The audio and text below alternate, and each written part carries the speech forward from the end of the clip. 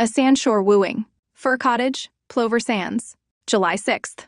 We arrived here late last night, and all day Aunt Martha has kept her room to rest. So, I had to keep mine also, although I felt as fresh as a morning lark, and just in the mood for enjoyment. My name is Marguerite Forrester, an absurdly long name for so small a girl. Aunt Martha always calls me Marguerite, with an accent of strong disapproval. She does not like my name, but she gives me the full benefit of it. Connie Shelmardine used to call me Rita. Connie was my roommate last year at the seminary. We correspond occasionally, but Aunt Martha frowns on it.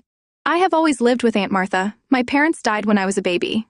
Aunt Martha says I am to be her heiress if I please her, which means, but oh, you do not know what pleasing Aunt Martha means. Aunt is a determined and inveterate man-hater. She has no particular love for women, indeed, and trusts nobody but Mrs. Saxby, her maid.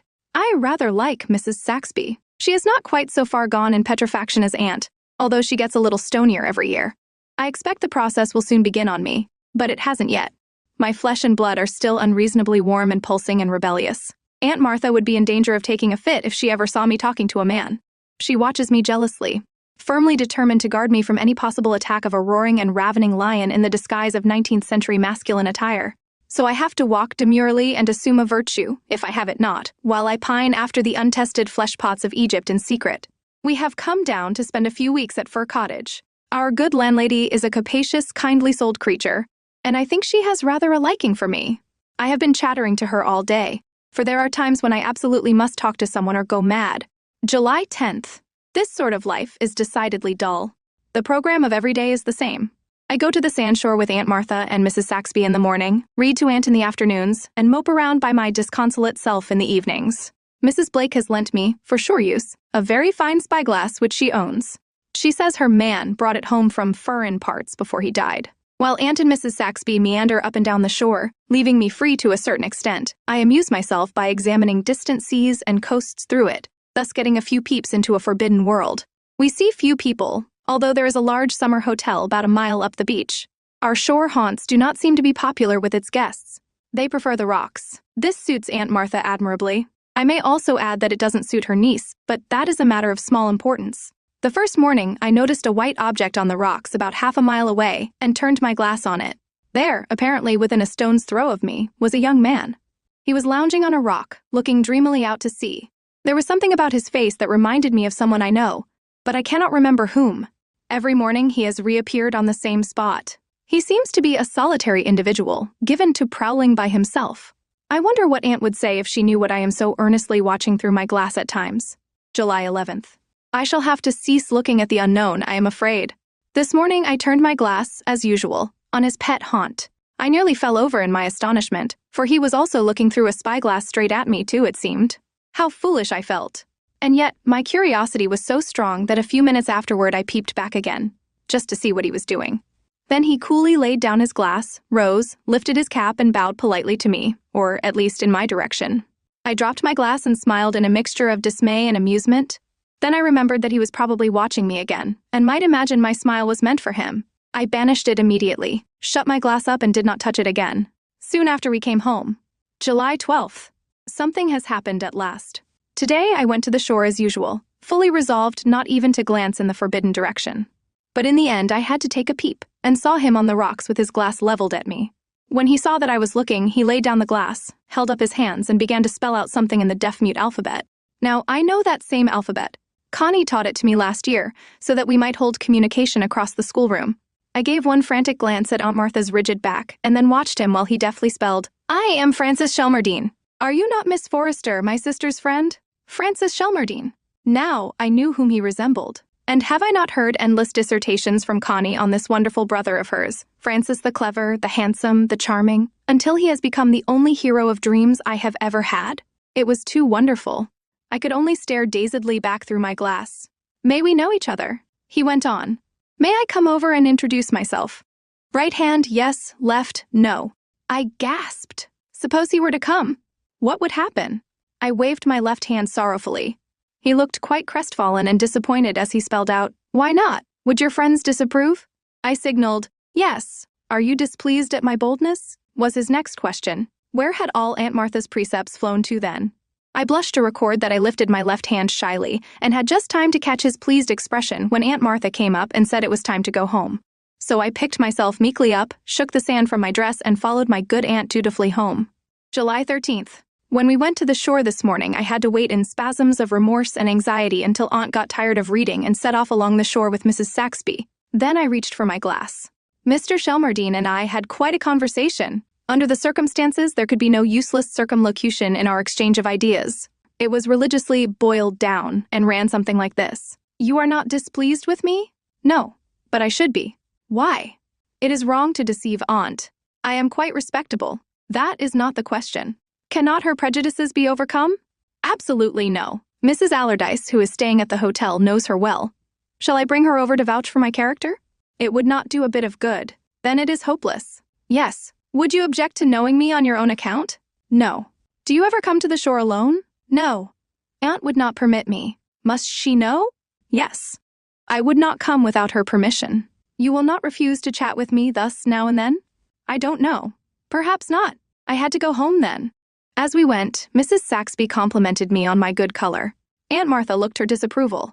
If I were really ill, Aunt would spend her last cent in my behalf, but she would be just as well pleased to see me properly pale and subdued at all times, and not looking as if I were too well contented in this vale of tears. July 17th.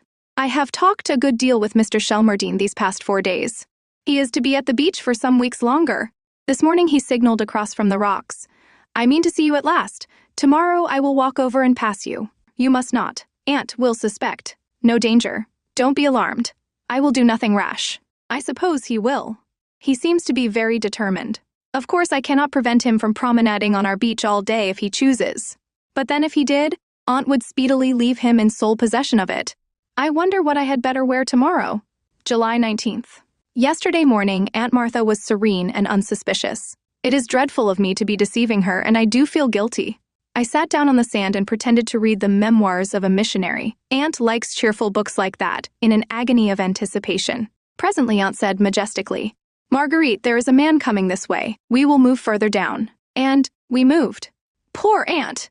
Mr. Shelmardine came bravely on. I felt my heart beating to my very fingertips. He halted by the fragment of an old stranded boat. Aunt had turned her back on him. I ventured on a look. He lifted his hat with a twinkle in his eye. Just then Aunt said icily, We will go home, Marguerite. That creature evidently intends to persist in his intrusion. Home, we came accordingly. This morning he signaled across, Letter from Connie, message for you. I mean to deliver it personally. Do you ever go to church? Now, I do go regularly to church at home.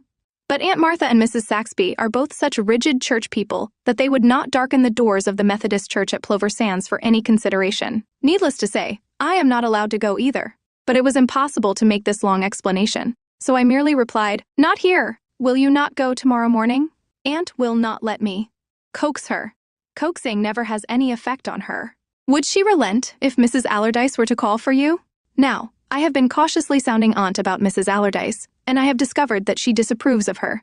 So I said, It would be useless. I will ask Aunt if I may go, but I feel almost sure that she will not consent. This evening, when Aunt was in an unusually genial mood, I plucked up heart of grace and asked her, Marguerite, she said impressively, you know that I do not attend church here. But Aunt, I persisted quakingly, couldn't I go alone? It is not very far, and I will be very careful. Aunt merely gave me a look that said about 40 distinct and separate things, and I was turning away in despair when Mrs. Saxby, bless her heart, said, I really think it would be no harm to let the child go. As Aunt attaches great importance to Mrs. Saxby's opinion, she looked at me relentingly and said, Well, I will think it over and let you know in the morning, Marguerite. Now, everything depends on the sort of humor Aunt is in the morning.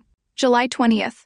This morning was perfect, and after breakfast, Aunt said condescendingly, I think you may attend church if you wish, Marguerite. Remember that I expect you to conduct yourself with becoming prudence and modesty. I flew upstairs and pulled my prettiest dress out of my trunk. It is a delicate, shimmering gray stuff with pearly tints about it. Every time I get anything new, Aunt Martha and I have a battle royal over it.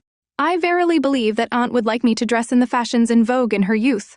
There is always a certain flavor of old-fashionedness about my gowns and hats. Connie used to say that it was delicious and gave me a piquant uniqueness, a certain unlikeness to other people that possessed a positive charm. That is only Connie's view of it, however. But I had had my own way about this dress, and it is really very becoming. I wore a little silvery gray chip hat, trimmed with pale pink flowers, and I pinned at my belt the sweetest cluster of old-fashioned blush rosebuds from the garden. Then I borrowed a hymn book from Mrs. Blake and ran down to undergo Aunt Martha's scrutiny. "Dear me, child," she said discontentedly. "You have gotten yourself up very frivolously, it seems to me." "Why, Auntie," I protested.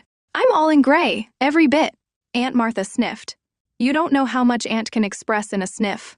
But I tripped to church like a bird. The first person I saw there was Mr. Shelmardine. He was sitting right across from me, and a smile glimmered in his eyes. I did not look at him again. Through the service, I was subdued enough to have satisfied even Aunt Martha. When church came out, he waited for me at the entrance to his pew. I pretended not to see him until he said good morning, in a voice vibrating and deep, which sounded as though it might become infinitely tender if its owner chose. When we went down the steps, he took my hymnal, and we walked up the long, bowery country road. "Thank you so much for coming today," he said, as if I went to oblige him. "I had a hard time to get Aunt Martha's consent," I declared frankly. "I wouldn't have succeeded if Mrs. Saxby hadn't taken my part." "Heaven bless Mrs. Saxby," he remarked fervently. "But is there any known way of overcoming your aunt's scruples? If so, I am ready to risk it." "There is none. Aunt Martha is very good and kind to me, but she will never stop trying to bring me up. The process will be going on when I am 50, and she hates men. I don't know what she would do if she saw me now." Mr. Shelmardine frowned and switched the unoffending daisies viciously with his cane. "Then there is no hope of my seeing you openly and above board?" "Not at present," I said faintly. After a brief silence, we began to talk of other things. He told me how he happened to see me first. I was curious to know who the people were who were always in the same place at the same time, so one day I took my telescope. "I could see you plainly. You were reading and had your hat off. When?" I went back to the hotel. I asked Mrs. Allardyce if she knew who the boarders at Fir Cottage were, and she told me. I had heard Connie speak of you, and I determined to make your acquaintance. When we reached the lane, I held out my hand for the hymnal. "You mustn't come any further, Mr. Shelmardine," I said hurriedly. Aunt might see you." He took my hand and held it, looking at me seriously. "Suppose I were to walk up to the cottage tomorrow and ask for you?" I gasped. He looked so capable of doing anything he took it into his head to do. "Oh, you wouldn't," I said piteously. "Aunt Martha would." "You are not in earnest." "I suppose not," he said regretfully.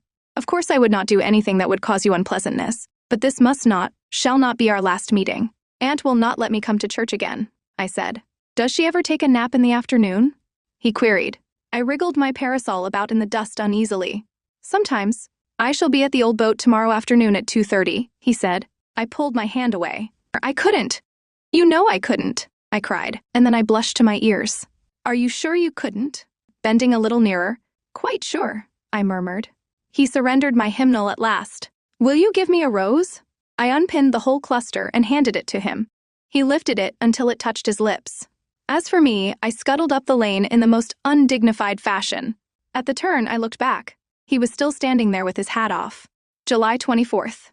On Monday afternoon, I slipped away to the shore while Aunt Martha and Mrs. Saxby were taking their regular nap, and I was supposed to be reading sermons in my room. Mr. Shelmardine was leaning against the old boat, but he came swiftly across the sand to meet me. "This is very kind of you," he said. "I ought not to have come," I said repentantly.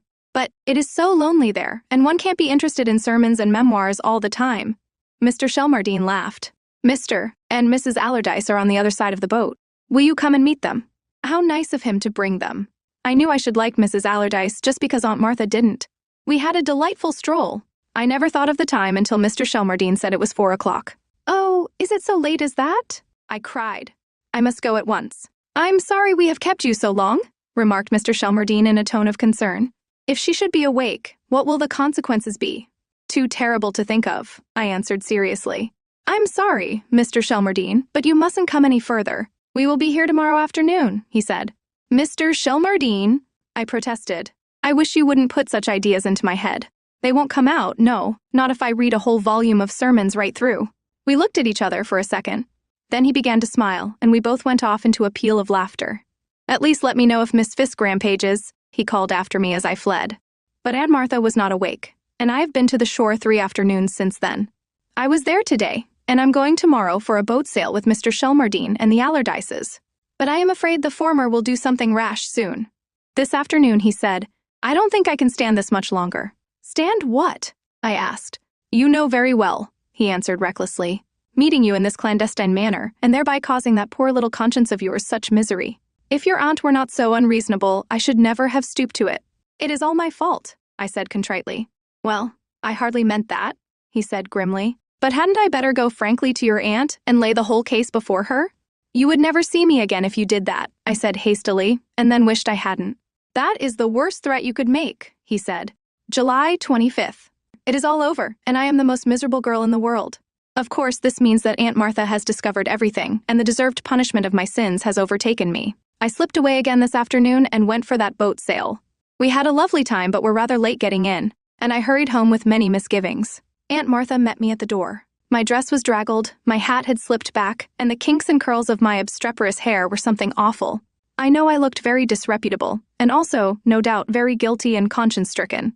Aunt gave me an unutterable look and then followed me up to my room in grim silence. Marguerite, what does this mean? I have lots of faults, but untruthfulness isn't one of them. I confessed everything, at least, almost everything. I didn't tell about the telescopes and deaf-mute alphabet, and Aunt was too horror-stricken to think of asking how I first made Mr. Shelmardine's acquaintance. She listened in stony silence. I had expected a terrible scolding, but I suppose my crimes simply seemed to her too enormous for words. When I had sobbed out my last word, she rose, swept me one glance of withering contempt, and left the room. Presently, Mrs. Saxby came up, looking concerned. My dear child, what have you been doing? Your aunt says that we are to go home on the afternoon train tomorrow. She is terribly upset. I just curled up on the bed and cried, while Mrs. Saxby packed my trunk. I will have no chance to explain matters to Mr. Shelmardine, and I will never see him again, for Aunt is quite capable of whisking me off to Africa. He will just think me a feather-brained flirt. Oh, I am so unhappy. July 26th. I am the happiest girl in the world. That is quite a different strain from yesterday. We leave for cottage in an hour, but that doesn't matter now. I did not sleep a wink last night and crawled miserably down to breakfast. Aunt took not the slightest notice of me, but to my surprise, she told Mrs. Saxby that she intended taking a farewell walk to the shore. I knew I would be taken too, to be kept out of mischief, and my heart gave a great bound of hope. Perhaps I would have a chance to send word to Francis, since Aunt did not know of the part my spyglass had played in my bad behavior. I meekly followed my grim guardians to the shore and sat dejectedly on my rug while they paced the sand. Francis was on the rocks. As soon as Aunt Martha and Mrs. Saxby were at a safe distance, I began my message, all discovered. Aunt is very angry. We go home today. Then I snatched my glass. His face expressed the direst consternation and dismay. He signaled, I must see you before you go. Impossible. Aunt will never forgive me. Goodbye. I saw a look of desperate determination cross his face. If 40 Aunt Marthas had swooped down upon me, I could not have torn my eyes from that glass. I love you. You know it. Do you care for me? I must have my answer now. What a situation. No time or chance for any maidenly hesitation or softening aureole of words. Aunt and Mrs. Saxby had almost reached the point where they invariably turned. I had barely time to spell out a plain, blunt yes and read his answer. I shall go home at once, get Mother and Connie, follow you, and demand possession of my property. I shall win the day. Have no fear. Till then, goodbye, my darling. Marguerite, said Mrs. Saxby at my elbow. It is time to go. I got up obediently. Aunt Martha was as grim and uncompromising as ever, and Mrs. Saxby looked like a chief mourner. But do you suppose I cared? I dropped behind them just once before we left the shore. I knew he was watching me, and I waved my hand. I suppose I am really engaged to Francis Shelmardine. But was there ever such a funny wooing? And what will Aunt Martha say?